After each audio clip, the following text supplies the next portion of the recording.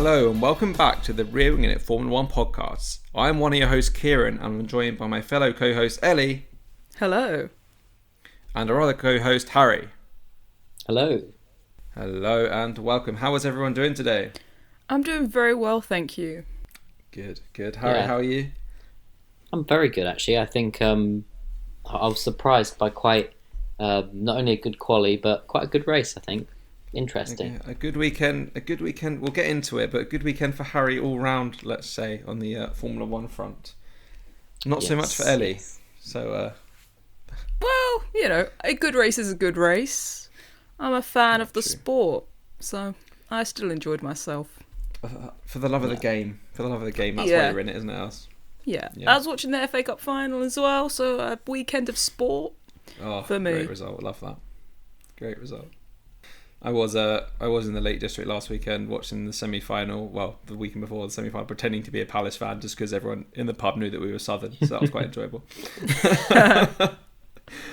Like, come on and I forgot. I was like, come on the birds. Oh dear me. Anyway, back to F1 then. So, qualifying, start there. Most notable first big moment of qualifying, Yuki Tsunoda in quite a dramatic crash in Q1, starting from the pit lane after that.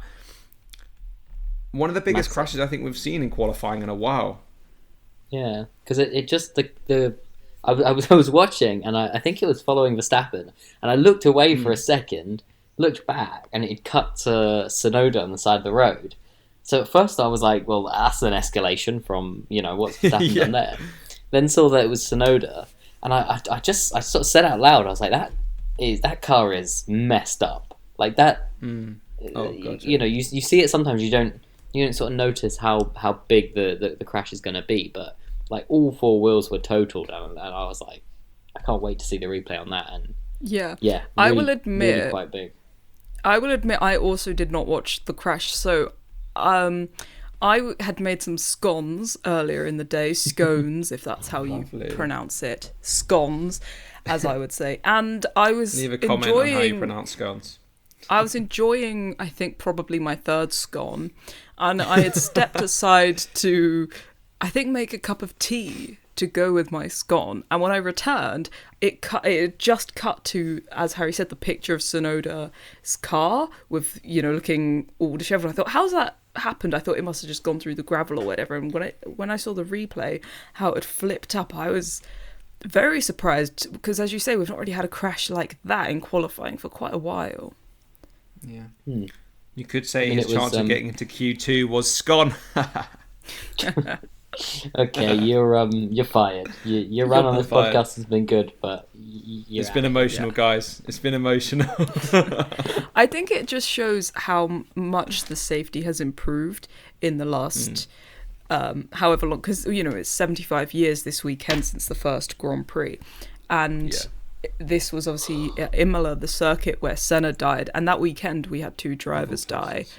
And I think it had been 12 years before then nobody had died, and then it was on back-to-back days, and since then only one person has died. So since 1994 we've only had one fatality in Formula 1, so although that's still more than we would have wanted, I think in previous years a crash like this could have easily ended quite badly, and he was very lucky to be able to just walk away from the scene of the crime. I mean, I think the commentators said it, but quite reminiscent of Zhou Guanyu's, I think, the Silverstone crash, right? Silverstone. A few years ago.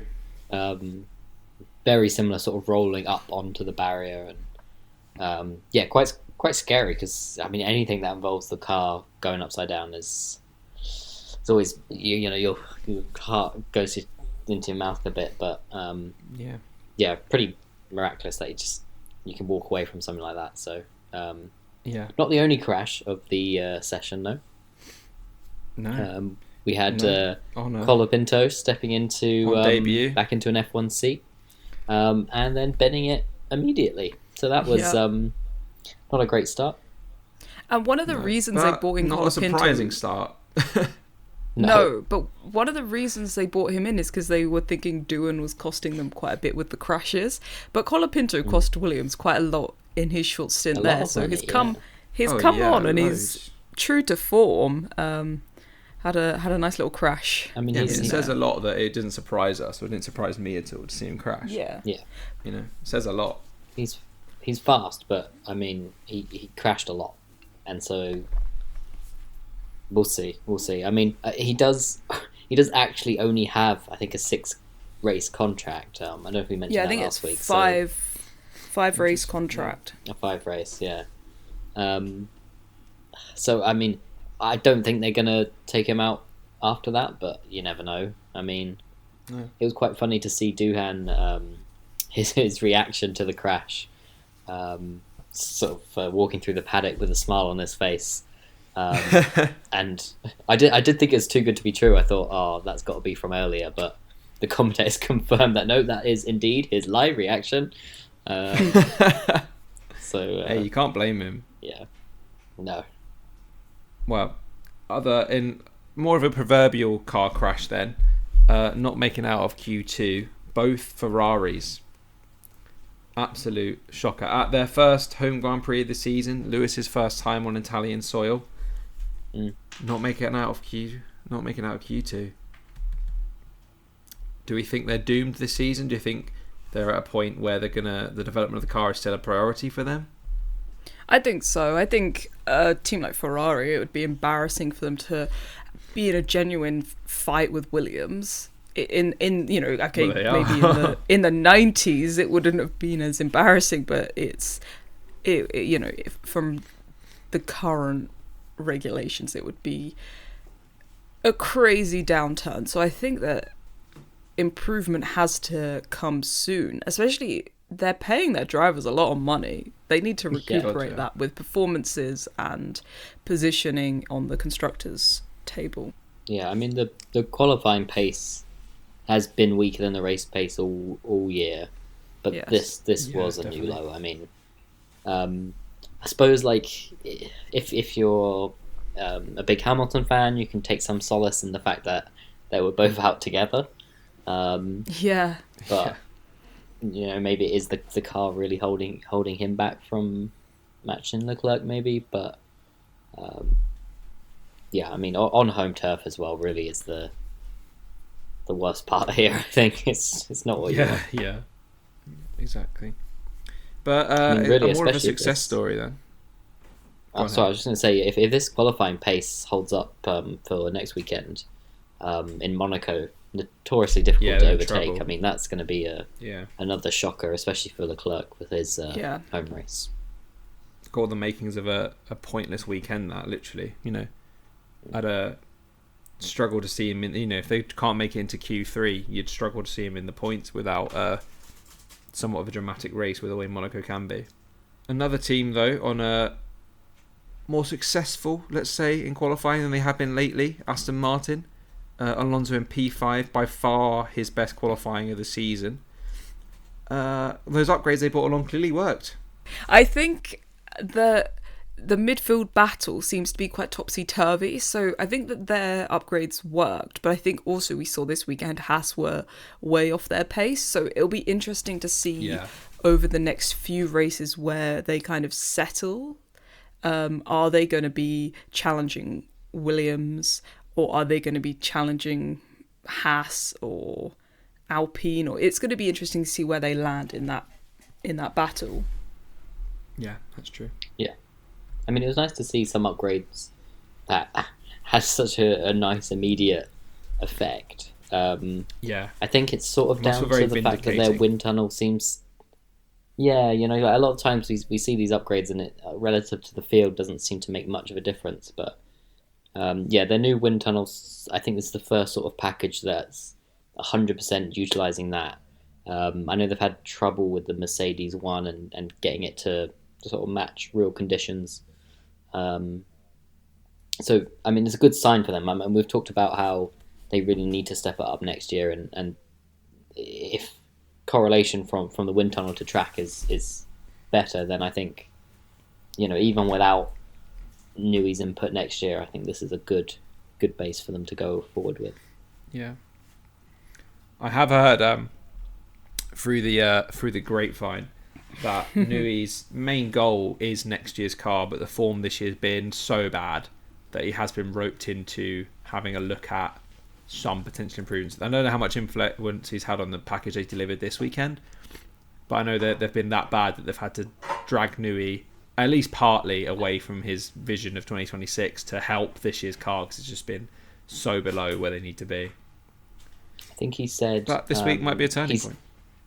He's had some conversations over lunch with the sort of current... about the current car. So whether that's generally just having some conversations over lunch, or whether that's sort of... he's dipped his toes in, because it's been a shocker. It's hard to know. But... What do you think? What do you think Adrian Newey has for lunch, if you had to guess? I kind of see him as like, I don't know, I feel like quite basic, just like a piece of bread, thin layer of butter, you know. Doesn't have time to eat. He's just head in the game. Too fast. That food's a distraction. Cigarette and a coffee kind of guy. Yeah. I think he's like a classic English kind of old fella, you know, like liver and bacon or something, you know, like he's having like steak and kidney pudding, you know, jelly deals. Yeah, that's what I can see him. Yeah, I see him as I don't know. I see him more of a sushi man. Maybe that's, I don't know. I see him as quite an esoteric character, you know. Bit of sushi, well, if something quite fancy. If any of us ever meet him or get the chance to interview him, that's the question we ask. Question number one. Yeah. I'd like to know. Let us know in the comments down below. What do you think Adrian Newey has for lunch? Ham and cheese sandwiches is the shout from the room that I'm getting. Well, all right. A few more points on qualifying then. We kind of touched on Haas just then, and you know the potential battle they'll be in with Aston Martin this year. I think the midfield, one thing is about being consistent each week. You know, not being super far behind the others week in, week out. Haas this week, both out in Q1. They have been quite unpredictable, and that might come to haunt them this season. What do you think? I think especially with how predictable the Williams have been. Williams have been very consistent, and their car seems reasonably reliable, whereas Haas have had reliability issues, and perhaps it will come back to haunt them. I think Williams are pulling clear of them now. So I don't know, maybe there won't be as much of a battle, maybe not as much of a battle as we thought, but I don't know why. There's just some weekends they really turn up and they seem the quickest of the midfield, and some weekends, you know, like this weekend they were one of the slowest cars in the paddock. Yeah. No, I agree with that. I mean, there was some unluckiness with Behrman, his lap being deleted right at the end. By like 0.3 of a second or something like that. He hadn't crossed the finish line before the red flag came out. Oof, that's tough. Which I think would have gotten him into Q2.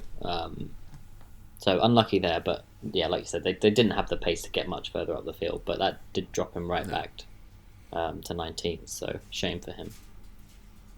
Yeah, big shame. But more towards the front of the grid then, which you'd say Williams these days would consider themselves a team that are probably expecting to get into Q3 more often than not. Sainz out qualifying Albon for the 4th straight race. So his maybe turning him into more points. He's still working on that, but he seems to be getting to grips with that Williams car, and both drivers seem to be putting in some really impressive results these days. You know, the car is clearly a lot faster than it was last year, but you can tell that both their drivers are really up for the fight this year, that's for sure. Yeah, I think for the first time in a while they've got a strong pairing, and we're really seeing that Sainz is now pushing Albon. He's getting more up to speed with the car. His Sundays haven't been as productive points-wise as Albon's, but I'm sure that'll come, and he's had a bit of misfortune as well. So I'm sure over the course of the season it might even it out a bit. But if it doesn't, it will just be because Albon's so embedded into the team, and it won't be a slight on Sainz's talent or performance. It's I think he's doing a good job. Yeah, agreed. I'm impressed. I've been saying he's going to get up there and start matching Albon. he's clearly there in qualifying pace. I mean, that's fantastic from both of them. But yeah, race pace, I think is he's working on it. But I think that will come as well. Yeah. Who knows? Maybe next year we're looking at a Hamilton-Rosberg-esque 2014 championship battle between the two Williams when they're miles out in the lead. You never know. You heard it here first. You've been saying that for 7 weeks now. Yeah, I know. Well, on the note of consistency, though, Mr. Consistency, George Russell, good quali pace once again this weekend, getting himself wedged in between the dominant trio in third. Did he qualify third? Yeah, qualifying third place. Yeah. Ahead of Lando Norris in third. That Mercedes has looked quite fast this year, and I think George Russell is quietly having a really, really good season. But he's kind of going under the radar, not catching many headlines. Yep, pace is really good for him.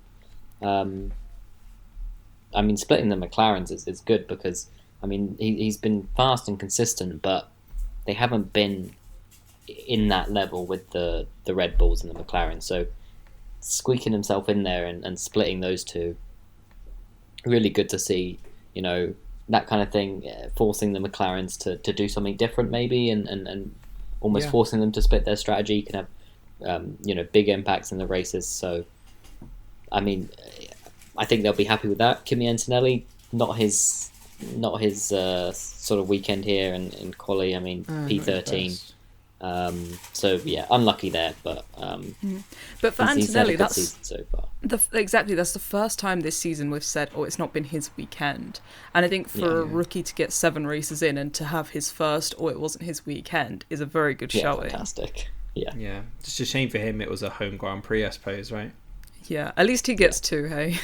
Yeah, exactly. But I think based on the commentary, this was more local to him. He's from Bologna. He's from Bologna, and this is the region that Bologna is a part of. So, the Emilia Romagna is the region, and Bologna is a town in the region. So, yeah, someone went. Me and Harry would know because we've been there. Beautiful. Yeah, I've been there. If you're ever there, I don't know that. So, if you're ever in Bologna, go up to this pilgrimage on the hill. It nearly killed me and Harry, but it was nice. And then in the town, there's actually a lovely tower that leans, and you could climb up there, or there's a lovely cafe just next door, and you could sit there and make one of your other loser friends climb up it by himself, and that's what I reckon. It leans more than the Leaning Tower of Pisa, so a bit of geography for you. Right, rounding off qualifying then, just going through our 3 championship contenders. I think at this point it's quite obvious one of the winners probably going to come from one of those 3. Piastri on pole, Verstappen in second, Norris in fourth this week. Yeah, like we just said, Russell wedged his way in there. Good pace from Piastri. Another pole for him. Max again doing Max things, getting that car as high up as he possibly can, week in, week out. I would actually disagree with you this weekend. I think that the Red Bull was the fastest car this weekend. I think that showed by the end. You know what? I'm not going to disagree, but I think it might have had the edge. But I think this is the closest they've been in terms of pace, the 2 cars. I'd agree with think that. Especially the stint where Norris was behind Verstappen. I mean, those times, he's about 9.8 seconds, around there, something like that. I mean, it was hardly changing at all.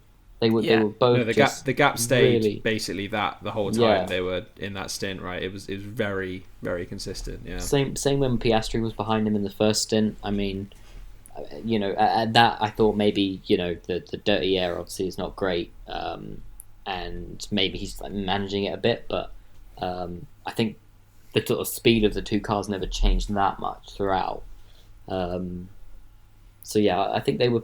I think I agree. The Red Bulls were a bit faster, but I think this is the closest they've been, which was nice. Definitely the closest they've been. Definitely. But as I did say, Max needs as well is if they're that close, he'll be very happy with that based on where they started at the start of the season.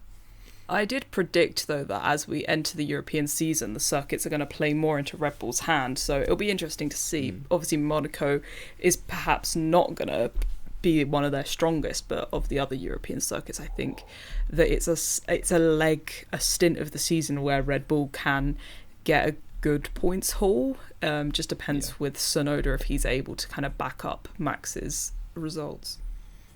I think we'll see. I think it's going to be a one-man job. Yeah. Yeah. In previous years, though, Verstappen would have had enough points to win the constructors by himself, but this is definitely not one of those seasons. No chance. McLaren. I think I did a bit no of matter who wins the drivers, McLaren will be the constructors champion. That seems pretty clear at this point. I did a bit of extrapolation, and I took McLaren's points that they have now. I divided that by 7 to get the average points per race. Then I times that by 24 to get the whole season, and it was about 950. So if they stay at this pace, they could be quite clearly the best constructor ever in a season. They could end up with a record points haul. And I think it's just because both of their drivers have been so consistent so far. We don't know how the season's going to pan out, and I think their gap is going to narrow, but it's just really interesting at this stage how dominant they have been. I mean, no, I agree. That is crazy when you think about it like that. I know it's a long season, but especially the last few years where Max himself has taken in half that amount in points pretty much, but not having that second Red Bull driver to match it, you get the dominance in the one driver, but team wise you don't think of it as that so much. So that's and for it to come from a team that wasn't part of what a few years ago you would have considered the big three, like the fact McLaren have almost had to break their way back into that top and then take that step beyond to become this dominant is so impressive.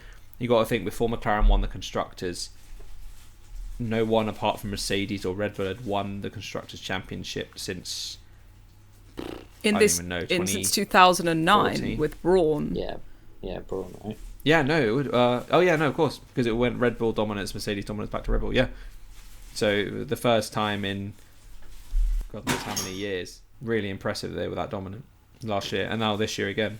That regardless of who wins drivers, clearly they're going to be the fastest constructor this year. Moving more into the race itself, then drama instantly. First corner, second corner, let's say, Verstappen making the move on Piastri. What a move it was. Do you think there was much Piastri could have done? Bit passive, I think it was maybe, or is that unfair? I think it was a fantastic move from Verstappen, but Verstappen's the kind of racing driver where if there's a space, he goes for it. There's the quote, if you don't go for a space, are you even a racing driver? But Piastri gave him that space, and I think roles reversed, I don't think Verstappen would have given Piastri that space. Oh no, because I think what Piastri, you can see it. Max doesn't have the best start, and Russell has a good start, and so Piastri is almost start. Trying to cover both. He's almost in the middle of the track, and he's decided, I think, to cover off Russell from going around the outside instead of diving to the inside and just thinking, he's behind me, he's in a slower car, and he's got to go around the outside. And he ends up giving Verstappen, it's a lot of space. He only needs a little bit, but he gives him too much. And, we got, I think, one of the overtakes of the season so far. I think it was beautiful. So it was. I think he underestimated him there. I think it was a mistake, but yeah, I was happy. I think it was a case of a minor mistake, and that's all you need to make. And I don't think many drivers on the grid, even with that, call it a mistake or call it, obviously in hindsight he would have dealt with it differently maybe, but yeah, I think it will go down as one of the best overtakes we see this season, regardless of where Piastri put that car. It was very impressive from Max.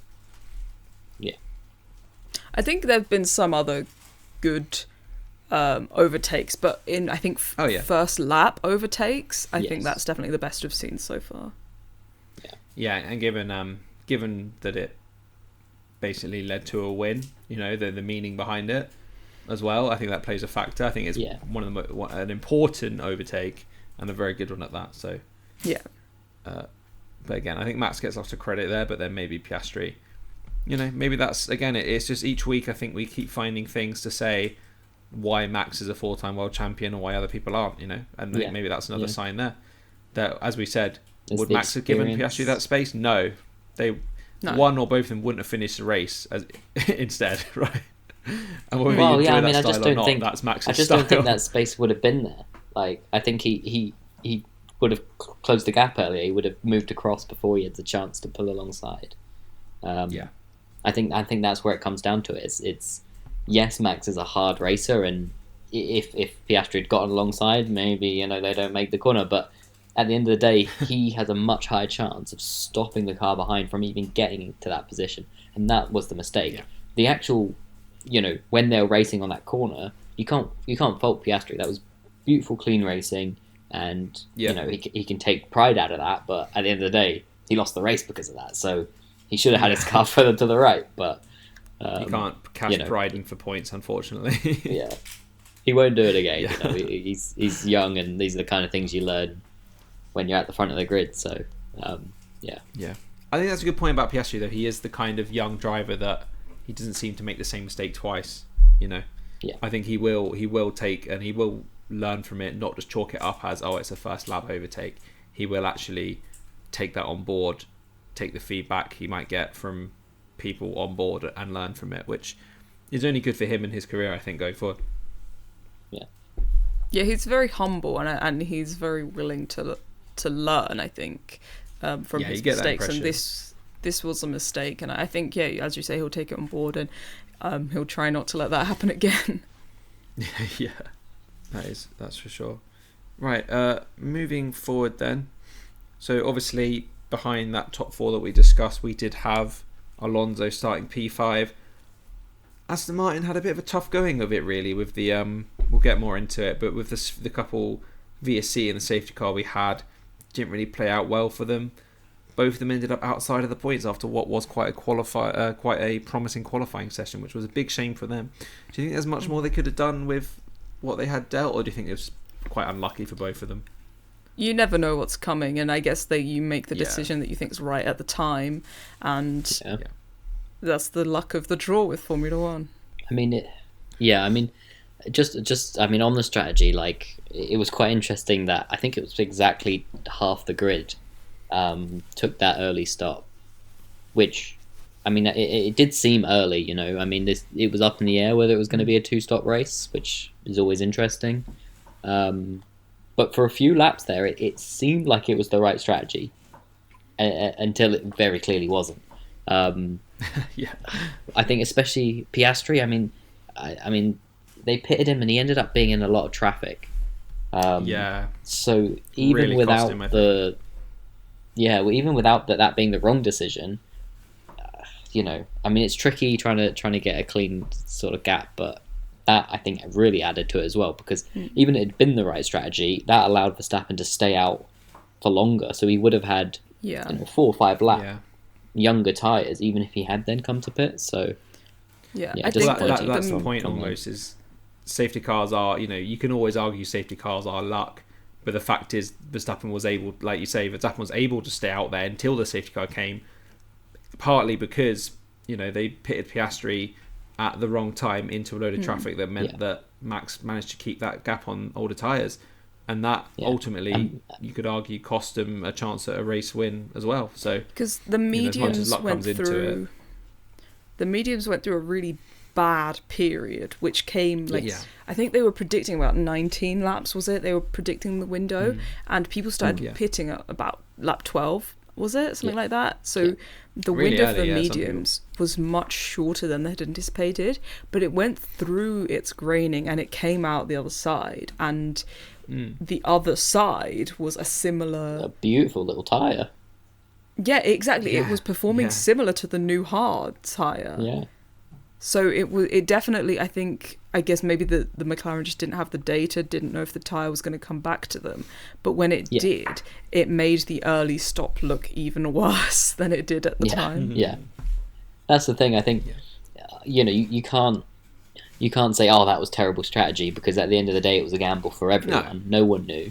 Exactly. But I think the point is, because they were putting into traffic, because they went first, by the time that Verstappen would have had to have pit, when he would have no longer had a clear pit stop gap, you could start to see the tyres coming through that period, and then it was like, well, let's just stay out.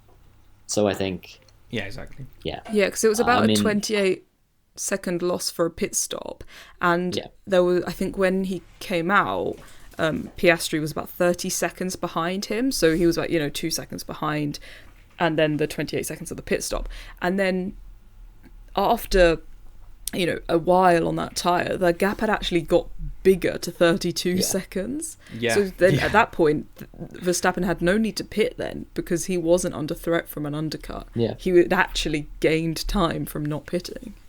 But a few people were caught out with the safety car, though. I think it was Norris pitted like a lap before the first that didn't virtual turn safety out car. too bad for him. It didn't turn out too bad for him, but it then meant that Max worse. had a... Yeah, it then meant Max essentially had a totally free pit stop. In and out. Had it been a full safety car, had it been a full safety car, I think it would have played into his hands a little bit more. But because the virtual safety car nullifies the race, he wasn't able to go and hunt down people on the new fresh rubber. On that then, on the because obviously then later on in the race we did have a full safety car. Do you agree with that? Do you think that they should have treated it the same as the earlier incident? Because from what I saw, it looked like two very similar incidents. A car not in any real, nothing's on fire, nothing's broken. They've just pulled up due to a mechanical, pulled up in basically the same spot, but one resulted in a virtual safety car, one resulted in a full safety car. Do you think that's inconsistent? I can't really see a logic for it personally as to why one was treated differently to the other one. What do you think, Ellie? Because I don't know exactly where they were on the track, but it seemed quite similar. And it did seem a similar location, but I definitely saw a recovery vehicle on for the second incident, yes, but I don't recall seeing one for the first car. That is the difference. It's they used the recovery vehicle for the second, but I just don't know whether it was needed. Like, it was obviously not needed for the first, so could they not have pushed it out there? I mean, it didn't look that much further to the same place where they pushed the first car out. So, I mean, my main issue was it took so long. It took so long. Definitely. There is no damage here. I get that the recovery vehicle must not have been close, because by the time I saw it on track, they then got the car off quite quick. But even then, it was another couple of laps before we actually got because the recovery vehicle had to trundle back down to where it had come from. Yeah. Just the whole thing was... I mean, I think this race as well, I mean, if we could have salvaged sort of 3-4 laps and had them actually under racing conditions, I think a few positions would have swapped hands as well. Like, I think it was only getting more exciting, so it's a bit of a shame. I hope they look at it and think, where can we improve here? But because just having another recovery vehicle closer would have made it a couple of laps, as opposed to we lost 6-7 laps or something from the race, maybe more. A long time. 7 laps for a car just pulling over onto the grass is crazy, right? For a car that just pulled up, no crash, no driver in distress. 7 laps is crazy, right? Like, and then Behrman had to unlap himself, which took time for them to let him go and get round and join up. So because it did take a bit of the adrenaline out of what had been a very action-packed and exciting race. It was a bit, this is taking too long. We're missing out on what we actually want to see, the racing. Yeah, I think it did save. I mean, sort of Leclerc obviously didn't pit. I mean, that the longer period there really helped him. Otherwise, I could have seen him falling back a bit. I think it maybe hurt the Williams. I think if Albon had a bit more time, maybe could have had another go at Hamilton. But overall, I mean, the safety car itself, bringing everyone together, was good for the action. Yeah, when it finally let everybody go, it was good. But I think it wasn't great for the Williams. The timing of it, I think they were a bit unfortunate. I think that they could have been a bit higher up, but it was still double points for them. Yeah, and good for points Williams, as well. double points should still be something we celebrate. Oh yeah. Yeah. I think if before the season you went to someone working at Williams and said, just so you know, at Imola, Alex Albon's going to be attacking to overtake a Red Bull in the dying stages of a Ferrari in the dying stages of a Grand Prix, they would have been quite happy with that. So Yeah. yes, they could have got more points, but keeping things in perspective, it was another great drive from Alex Albon. Yeah. Yeah, I think P5, not Leclerc as well. I think he had a good race. I know that he didn't. He wasn't on the best tyre at the end. He had to restart the hard tyre after the safety car. But he did manage to hold off Albon. Well, if I remember rightly, he pitted quite early, Hamilton, didn't he? But that actually really paid off for him. Yeah. Yeah, at the time, cost him, it definitely didn't pay off for him when he was trying to fight through the traffic. And on the radio, he seemed quite unhappy about it. But then, in retrospect, at the end of the race, I think it was a good recovery from Ferrari after their Saturday. If you don't look at the race and you don't look at qualifying and you see Hamilton in P4 and Leclerc in P6, you're like, you know what? After the season they've been having, that's great. I mean, this is like Lewis in P4 is their highest Grand Prix finish. Obviously, they had the sprint win, but I mean, A, it shows how bad a season they're having, but B, that's a great result. So yeah. I mean, you can take solace in that. My favourite quote from the weekend was Hamilton referring to his qualifying position as P nowhere. I loved that. Well, another thing as well, at the end of the race on the radio, Hamilton was like, that was for the Tifosi. And it was like, yes, great drive, but it just shows where Ferrari are at now, that he's like saying quotes like that, talking about P4. He's talking about P4 like, yeah, guys, what a drive. That's for the fans. We're talking about P4, like it just shows the struggles that they've been having. But you'd say maybe this has definitely been one of their better weekends, and regardless how they got there, I think the safety cars created a lot of winners and losers, and they Hamilton was a big winner from it. But it's momentum they can take into next week, home race but I think Monaco next week. Let's see what they can do. I think they're going to struggle with missing Saturday pace. I think I don't know. We'll see. Yeah, true. We'll see. Maybe they bring their best foot, but I think they'll struggle because race pace is something the only thing they've really been able to show this year, and that's not really something that counts for much in Monaco. No, excellent point. But hey, you never know. On the other side of the coin, then overall, Mercedes, not a great week for them. Obviously, Russell qualifying quite well in P3. Didn't find himself on the podium at the end. Antonelli struggling. Wasn't really their weekend. Do you think it was just a track specific thing for them? Just do you think they should have any concerns going forward? I don't think. I think it'd be too early in the season to be too concerned about a one-off race. I say that we are 7 races in. We're getting through the season, but this is the first time where they've had a bad weekend. They've had other results where they could have done better, but this is the first weekend where they've really struggled in the race. And again, with it was a bit of strategy, a bit of time with the safety car. It was a bit of this, a bit of that, as well as the car not being maybe as race pacey as they have been in previous weekends. Yeah, I think all of that, and I mean, you also look relative to the field. Williams having a stronger weekend, the Ferrari's pulling it back together. All of a sudden, you're in P7, Russell, and you've only got 6 cars ahead of you. When the field is tight like that, I mean, you just have weekends where you're the one who misses out. Correct me if I'm wrong. Is this his first time Russell out of the top 5? Yeah, I think so. Yeah,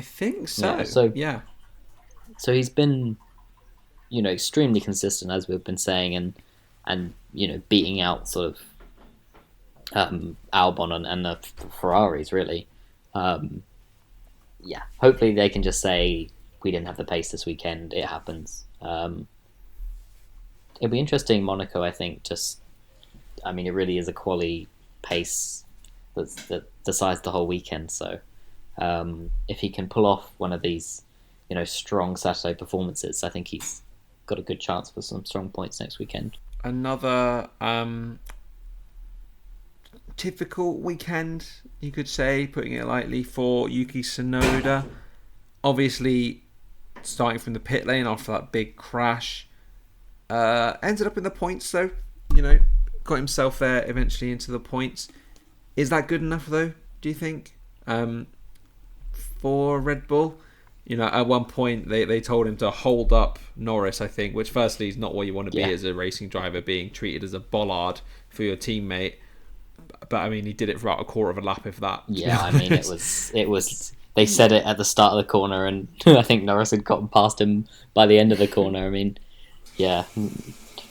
It's such a hard one because, like, Verstappen winning the race and Tsunoda in P10, like, you should be able to say, this is terrible, like, what are you doing kind of thing. But just relative to where Perez was, relative to Lawson, I mean, Tsunoda got a point. I mean, they're probably like, you know what, that's fine. And he did start in the pit lane. Yeah, exactly. So it's a good recovery. It was a recovery drive. Get a point. But the fact is, he started. The in the only pit lane, reason, I suppose, as well. yeah, I think the reason we have the conversation about it is because Lawson has struggled all season, regardless of what team he's been in, and Tsunoda's not necessarily been as impressive in the Red Bull as maybe people were expecting. But I think the reason is, if there is any pressure on him, the reason it's there is because of the season that Hadjar is having. 7 races in, and he's been incredibly impressive. He was probably one of the least known rookies coming into the season, but he has far and exceeded my expectations of him, and I think that he is putting pressure on Tsunoda, and I don't think Tsunoda's going to go this year, but Hadjar is throwing his hat in the ring for a seat for 2026. I agree with that. I think 2026 is will be interesting to see what happens. I think once he's got a whole season under his belt, we'll see what they do. I think this would be just classic Red Bull, and I like Hadjar, and I agree everything Ellie said there, but I would absolutely hate to see him in the seat in 26 next year.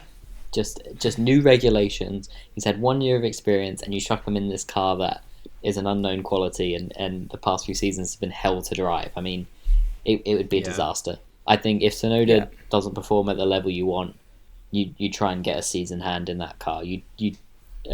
I wouldn't. It would probably be what they would do is stick Hadjar in there, but it would be a disaster in my opinion. Yeah, it could be another career they ruin. Well, that's the thing. It's unfair. He might perform, but I wouldn't.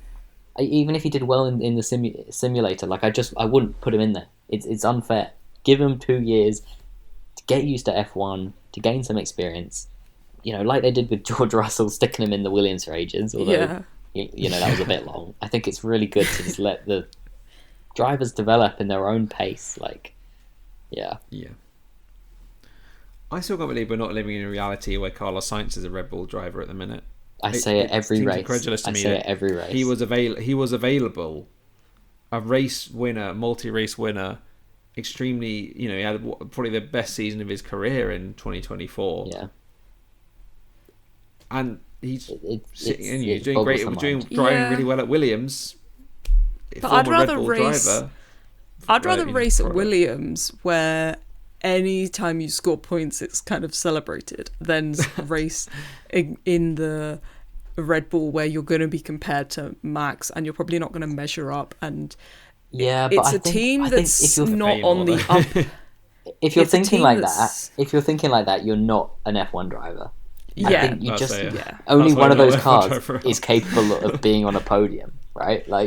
And yes, I totally agree with you. It would be absolute hell to be in the second seat of that Red Bull, but I mean, I don't know whether it was a bad blood between the fathers or whether Sainz really said no. But it's mental. It's mental to me.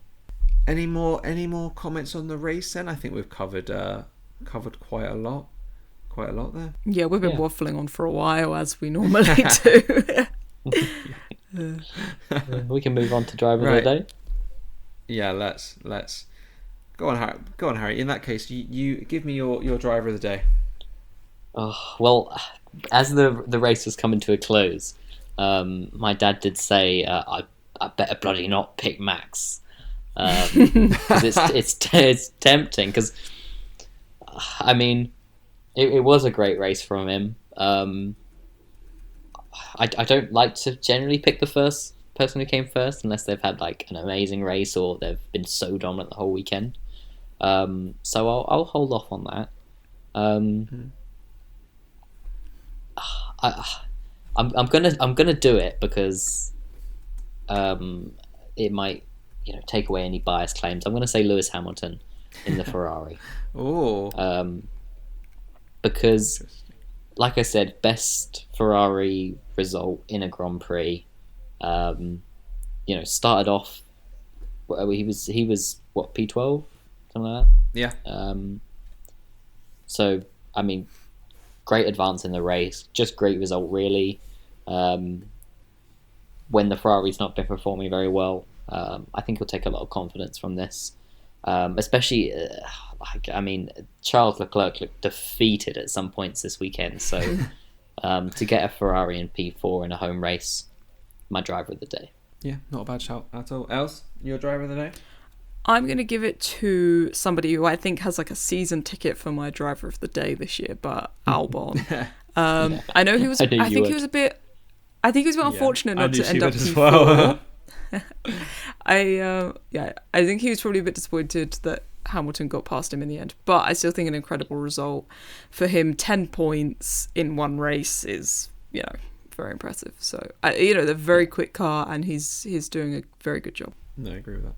Just to be different, then I think I probably would have said Albon if you didn't, but I think everyone who's ever listened to this podcast knew Ellie was going to say Alex Albon the driver of the day this week. So just to be different, then I'll go with Hadjar. P9 in the RB, having after what was a very rough start to his F1 career, first week crashing out before we even started. Since then, I don't think he's put a foot wrong, really. I think it's been really impressive. More points on the board for him. So I'll give it to Isaac Hadjar this week, having a very understated but actually very good rookie season, I think. Moving on then to Ellie's favourite section, grid news. Our reporter-in-chief, Ellie.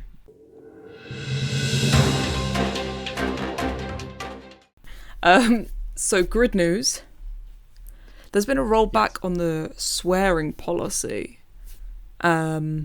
which it's not been welcomed as much as I thought, because people are saying, it's just a smokescreen. Yeah, I think they have rolled it back a bit.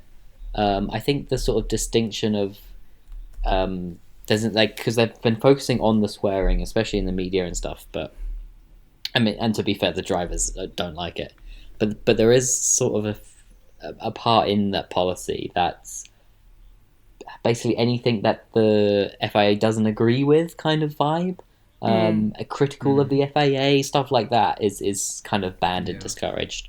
And that sort of is more disheartening to see and I guess worrying. So having the swearing policy roll back a bit is good. I mean, still not in press conferences, but I guess that's not the end of the world. But yeah, I don't know. What do you guys think? I think I understand that people are against the swearing, but I think as long as you're not saying it about somebody or in a rude way, it's different. If you try drive a car at 200 miles an hour and see what you say. I'd just be screaming the whole time personally, but I'm sure there'd be a few unsavory words said. Yeah, I think it's just you're trying to sanitize a sport that to be frank, people die in. I think if you're again, if every time you get in a car, you're like, as we've talked about the safety, especially this week with some big crashes, it's so much better. But at the end of the day, every time you get in the car, there is a non-0% chance you don't get out again. And I think knowing that as a driver, and then you get out and you get a fine from the FIA for 50,000 Swiss francs, whatever it is, telling you off for swearing. I just can't imagine. I can't imagine the feeling of that. Having put blood, sweat, and tears into a race, you got a bit annoyed and swore down the radio, and before you know it, you're getting fined for it. I think it's quite ridiculous, and I think you have to remind people what you're watching is live sport where things happen and people get emotional, and I think trying to sanitize out that emotion isn't healthy. Yeah, but I think as well what Harry was saying about how they've rolled back on more of the language side of it. It's not a full rollback, but they've gone back on a bit of it, but they've not necessarily changed their stance on drivers criticising the FIA, which, as Harry said, is the more worrying part of it. So I do think going back on this is a way of saying, look, we listened and this is what we've done. Piecemeal. And it will make the headlines, but I don't think it's necessarily changed things in the way we want to see them changed. Yeah. Another talk of change is this could be our last race at Imola for a while. It wasn't always on the calendar. It came back, I think, during COVID to try and get as many races on as possible. But it's been quite a good track. I think people worry about it being quite narrow and not being much overtaking, but it provided a fantastic race this weekend. I'll say, it's a great race. Yeah, plenty of I like it. Yeah, but it's been hinted that it's kind of unsustainable to have 2 Grand Prix in the same country, which is being hinted at by the same people who fully are on board, with having 3 in America. So by 2030 there'll be 5 in America. I guarantee it. They won't stop where they are. Like, it's insane. Yeah, but so it's 2 in Italy, the home of Ferrari, is too many apparently. Just crazy. Yeah. It's disappointing, but if I could pitch my view of the sport, I would like to have, say, like 5 tracks that have like a central contract kind of thing. So that could be like Silverstone, Spa, Monaco, the kind of the important races that everybody wants to see. And then we could have a pool of like 30 other tracks that we chop and change between each season that form the rest of the season. It's because I think we need to have core races that are there every year for the history and the tie to the past and to keep the sport grounded. But I would like to see a rotation of tracks because I don't want Imola to be gone for another 20 years or until we have another pandemic and that requires it. But I do understand the commercial side. They look to maximise profit. But that's my pitch anyway. I totally agree. The only thing which I'm not clued up on enough, so I don't know, to have it be sort of an F1 capable, is it like grade 2 track or something? I don't know if Imola not being used or some of the other tracks not being used to have them back in every couple years, if that commercially is quite easy and quite quick and quite cheap, or whether them not being used every year means they kind of fall out of the safety requirements and the track the cost of keeping a track F1 compliant when F1 isn't and there it doesn't year. get raced on. Otherwise, I totally agree. There are other like racing categories that do race there. I know that Formula 1 has different requirements, but that's what I mean. I don't know if if MotoGP races on it or something, or something else races on the track and it's pretty much there already, then it great, fine, let's get them in. Like, I don't know if, say, like Hockenheim, if we could bring that back tomorrow, or whether that needs investment in it, or but that is all from me and my Grid News bulletin. Amazing. Right, well, is it time for Harry's story time? Yeah, much awaited from last episode. The tension's been building for 2 weeks. Yep, I've got my blanket. Tuck all yourselves in. Audio listeners, Ellie does actually have a blanket, and she's getting it on right now. So I've got 2 little things. Tell us your story. So first of all, we'll have a little story, and then I've got a little fun quiz for you, which shouldn't take too long. But my wonderful father surprised me with a ticket to see the one and only fucking Gunther Steiner live in Harrogate, where I live, which was quite crazy. A sort of sleepy town full of old people. So I didn't really know what to expect. It was in the sort of Harrogate Convention Centre, which I've never been to as well, so I was, quite excited. Get into the sort of hall, and there's like several hundred people there. It's a decent turnout. So he's making a good little profit off this. Obviously, he's got his multiple books out now. One of them is called Surviving to Drive. Yeah, I know. Great name. Right? Shameless. What a Name. creative name. Come on. Sorry for interrupting your story time, Harry. No, he walked out on stage to the Drive to Survive music. So they were leaning into it heavily. I had a few clips in the show as well of him swearing, like having a swearing counter, and the he fuck smashed my door moment, which is a fan favourite. But honestly, first of all, I do think I was the youngest there by about 20, 30 really? years. That surprises me. Yeah, I honestly, I think in a bigger city, I don't think it'd be the same, but Harrogate is quite leans on the middle class older side. You are also so the everyone youngest in person there in Harrogate. So 50% of people in there, at least, maybe higher, were bald, older, middle-aged white people, which was quite funny. Sort of seeing my future was kind of scary. Yeah. The other thing, I very almost wore my F1 Red Bull shirt, but I'd forgotten to put it on. I was in a rush, and I started walking, got halfway there, thought, oh, damn it, I've not put it on. Very glad I didn't. They were not friendly to Red Bull fans, let me tell you. Oh wow. Majority Mercedes, obviously, lots of Lewis Hamilton fans, some McLarens in there. I think I might have seen one or two people with maybe like a Red Bull hat or something, but multiple points in the show there was digs at Christian Horner, Max Verstappen, just Red Bull in general. I thought it was interesting. Gunther Steiner, he was asked whether he believes Hamilton is a 7 or an 8-time world champion, and he very confidently said 8 times. He basically said, Michael Massey cheated, and he didn't sort of blame him. He said he was trying to do it for entertainment, but he cheated basically. Not that Verstappen cheated, just that it was against the rules and blah blah blah. No, yeah. Which I think is widely accepted in the sport. Yes. I mean, even the race, I accept that, but the race procedure was not followed, and it should have been Hamilton's championship. But what happened. So I do think though, in his Netherlands leg of the tour, he is not saying that though. No way of saying that. Guarantee he's not saying that.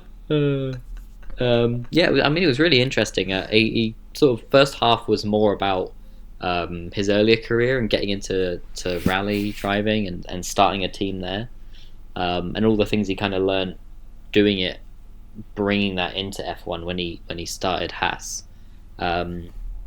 I mean, he was introduced as sort of the last person who's going to start, almost a single person starting an F1 team, which, thinking about it, kind of seems true. Like we've got some new teams joining and some big brand names and businesses sort of leading the charge, but the days of one person coming in and leading a team from the ground up, probably not going to happen again. So I think, especially as Haas's sort of his last few seasons with Haas, pandemic onwards, they went backwards and they were a bit of a joke with the Mazepin thing, which he said he regrets, but interesting. You sort of feel how they were a small team. No, he regrets getting him into the team, and he said, he'd do it again in a heartbeat, kicking him out. Nice. And then sort of everyone clapped, and I was like, yeah, well, you did put him in there in the first place, like I mean, he was still a Russian oligarch before that happened. Yeah, exactly. He was already close still to a dodgy Putin dude to start with. Yeah, he was already close to Putin anyway. Yeah. Anyway. but I know he sort of said, again, as a fan who came in sort of afterwards, but how I think the previous 3 or 4 teams who had joined the grid and who tried to do what Haas did, all were out of the sport within a few years, and none of them scored a point. Whereas, Haas came in. Yeah. I think their highest finish was like P5 or something like that. P5 or P6. So, they really did well, and it wasn't until the pandemic where, he was saying all these other big teams could go back and work on the car. They had to shut down everything. They were fully lights off because we're trying to save money. There was really like a good chance that they were going to go under, and if they didn't race in 2020, Haas would have gone under. So seeing that side of it and seeing because the quality of Steiner as a leader, sometimes I'm not sure if he was a great leader, but I came away from that much more positive and think even if sometimes how he conducted himself maybe with the team wasn't the best, just to keep that team alive through some real difficult times was quite impressive. So yeah, had a really great time. Cool. The other thing I noted, he said he would get rid of track limit violations because they can't seem to do it quick enough, and if everyone is breaking the limits, everyone's breaking the limits and is equal, and if it's not, you have your sand traps and your gravel traps and stuff, whatever, to dissuade it. But I thought that was interesting because sometimes we get a bit annoyed by that as well. So yeah, I think the speed of it annoys us, but I'm hoping with football they have like semi-automatic offsides now, so I'm hoping that there could be some kind of technological advance for track limits. Yeah. Oh god. Yeah. Well, you never. But yeah, that was really fun. If we want to very very quickly do this little quiz I've got, just to tie into topical events. Obviously, we've got, since our last time of recording, a brand new Pope. Yes. So I thought we'd do a little quiz where you guys have to tell me whether the name I give you is a former Ferrari team principal or Italian Pope contender. Okay. Okay. So if I said Binotto, you would say former Ferrari team principal. Ferrari, yeah. Yes. Yeah, okay, so here we go. Can we confer? Yes, yeah. Just have a little conversation. Let's see. It's just we've got Pietro Parolin. There's an Italian who works in the chaplaincy at my school called Pietro, which sways me to Pope. Could be a Pope contender. So we're going. These are current Pope contenders for the most recent contest, and Ferrari team principals back to the creation. So we're going with Pope. Yes.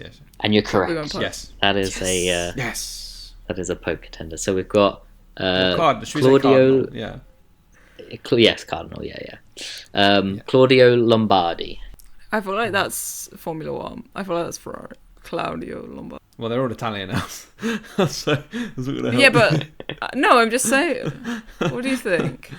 I would say Cardinal, but I'll trust. All right, you we'll go Cardinal. We'll go Cardinal. Cardinal. Final answer. Oh, you should have listened to Ellie. That is a Ferrari team principal. He was a team manager during the early 1990s. I think 89 till 91 or something like that. 91. We have the next one, Pier Battista Pizzaballa. Have you made that name up? No, don't be racist, Ellie. His name is Pier Battista Pizzaballa. Pizza Ball. I feel like I would know. My confidence is shot now. I feel like I would know that name if it were a team principal.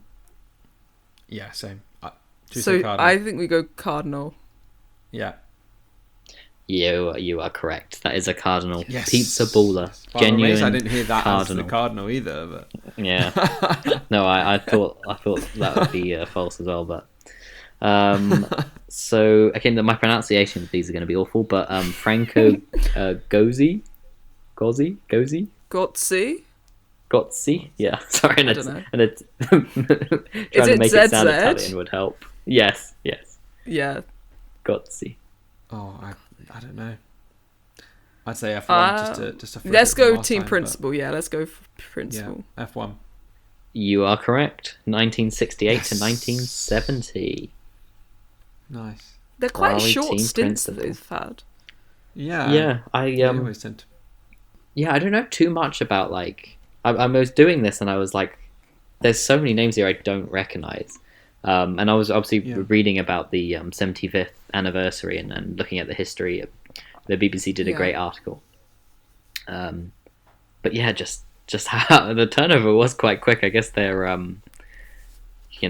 bit. Well, if you don't win, you're out, kind of thing. The next one is mean, Eugenio still Dragoni. That's a cardinal. I feel like I know that one. Cardinal. It rings a bell, which makes me feel like cardinal.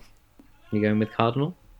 No, Eugenio Dragoni was a former Ferrari no. team principal. Oh, I should never trust my gut. Yeah. Sorry, Els. Don't trust your Yeah, gut. Kieran's the worst at this. Never trust it. Um, Damn it. Next we got Matteo Zuppi. Oh, I think that's F1.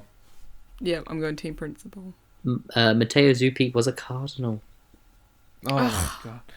We are I awful feel at like I this. recognise the name. We're terrible at this. Yeah. Next we have Should we do one more Marco. to, We got two. We got two more. We got two more, Marco. Okay. I'll give you both of them. One of them is F1. Okay. One of them is a Cardinal. Oh, So we've got okay, Marco- that's cool, yeah. Piccini, Genie. Yeah. Piccini, I think, and Mario Gretsch. I feel like Mario. Oh. I want to lean Mario towards Formula One. I would lean I Piccini. really don't know if I've said the last Oh. name I'd right. leave Let's rock. Piccini. Piccini. Let's rock paper scissors it, Kieran. Let's Oh. rock paper scissors shoot. Oh, I win. We're going Mario for the Formula Ellie One. wins. Mario You're Formula going One. Mario Gretsch for Formula One. You are incorrect. That was the Pope. He maybe I've butchered that. I'm sure I have butchered the name. But 1978 to 1988, Marco Wow. Piccini, That's a long Piccinini, stint. something like that. 10 years. Wow. So yeah, that was my my Oh, little I story enjoyed time that. and my little current affairs Formula One mish Well, quiz. thank you very much. That was- I that very was much quite enjoyed fun. that, despite Thank you how very much. I bad enjoyed we that. were. Yeah. Honestly, I saw it and I was like, Yeah, I'm was not going to quite be fun. any better with these. Apart from Pizza So I Bowler. thought you'd host it instead of yeah. Yeah. Right, moving us towards the end then. The races come thick and fast. Imola was the first of a triple header. Next up, a little hop over to Monaco. Very prestigious race. Any early thoughts? Quick preview? I'm Els? gonna say I don't Give think. me your podium. I don't think that the Red Bull is going to be as quick here because they're not as Yeah. fast in the slow speed corners, and we have quite a lot of slow speed corners around Monaco. So I'm going to go with Piastri. I'm going to go with Norris, and then I'm going to go with George Russell. Out the box, Yeah. crazy, Yeah. but that's my top three. I'm going to go Norris, Piastri, Russell. But I think, Russell, I think...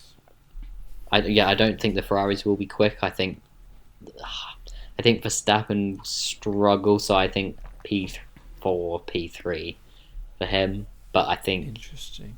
we'll go Russell for P3 as well. I'm going to say, for me,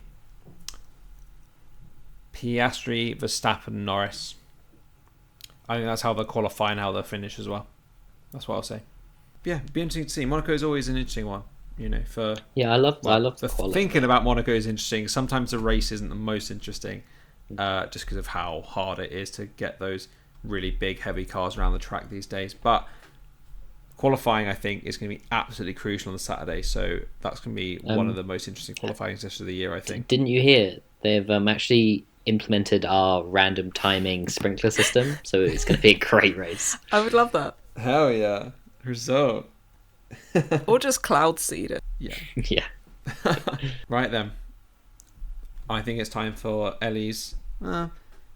What do you say, Ellie? Is grid news your favourite section, or is final thoughts your favourite section? Final thoughts is my favourite section by far, because it's when I'm allowed to say ridiculous things, and you guys just have to let me say it. Yeah, and we can't stop you. Yeah. We'll go on then, Elsa. On that note, Well, this give us your final thought. is actually just more of like an interesting fact you might want to know. A lot of the drivers live in Monaco for the tax benefits, but I don't think those tax benefits extend to French citizens. So Monaco and France have some kind of deal that if French people live in Monaco, they still have to pay the normal tax that they would in France. Raging. So, Do you know what? That is interesting. Formula One driver. Drivers like Pierre Gasly do not necessarily live in Monaco because they do not get the tax benefits. Well, there we go. Again, I thought they just lived in Monaco because they love. Yeah, they just nothing to do with tax. Come on, that's all I've ever heard. Yeah, no, it's for the tax reasons, or as Lando Norris put it a few years ago when he said he was moving out there, it was to protect his future interests, protect his family. Yeah, that old chestnut. Sure, future, buddy, I think sure. was the quote. Right, Harry, go on. Give us your final thoughts on the Imola Grand Prix. My final thoughts. I think Ferrari, they need to rethink, and I think, at the end of the day, the buck's got to stop with the top. So Fred Vasseur, sorry, I like you a lot, buddy, but you are out. And I think Pizza Bowler, you're in. Have a shot. Take the reins. Yeah. Is Pizza Baller a Formula One fan? A Cardinals Formula One fans? I don't know. He's got to be. He's Italian, they all are. Right, I'll give my final thought then. Not really related to what we've been talking about this week, but something that always annoys me. This is the first of a triple header at the start of the European season, as they refer to it. Why is Canada in the middle of the European season? Drives me nuts every single year. Every year. That's my final thought. They want to be French. Europeans, it's in Montreal. It's French Canadian. Just let it be. But yeah, that's my final thought, that the Canadian Grand Prix shouldn't be in the middle of the European leg. But anyway, there we go. Okay, fantastic, cool, amazing. So, without further ado, like the podcast, subscribe to the podcast, listen on all the platforms, give us a subscribe, give us a comment, everything you do. Hit the bell. That's my favourite one. Hit the bell. And we'll see you all after the Monaco Grand Prix. Goodbye, everybody. Bye. Thanks for listening. Bye.